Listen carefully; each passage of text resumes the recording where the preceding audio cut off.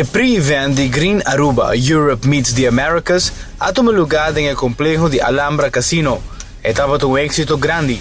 Estaba un candidato grande interesado en el sector comercial local para un día conferencia más interesante que guarda organizar en Aruba.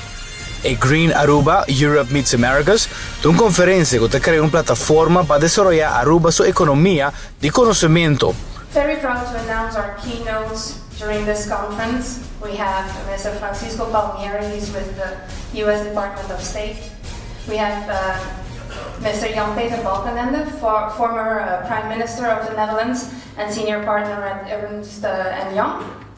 And we have Mr. Fabien Cousteau, the famous Jacques Cousteau. I'm sure everybody knows Jacques Cousteau. This is his grandson. And he's also delivering a keynote during the conference. Aruba tiene una posición estratégica delante de Latinoamérica y goza de un nivel de enseñanza alto. Es aquí combinado con Leinan, seguridad de nivel alto y conocimiento amplio de lenguaje y cultura de todas las bandas de Atlántico, de una combinación excelente para fungir como un hub comercial con enfoque en el comercio verde entre continentes europeo y americano.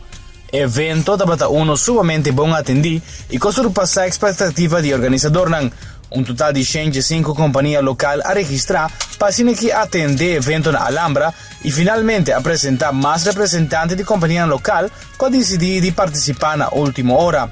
E a noite estava uno com informação tocante a conferência Green Aruba Europe Meets the Americas que toma lugar dia 22 até 25 de outubro.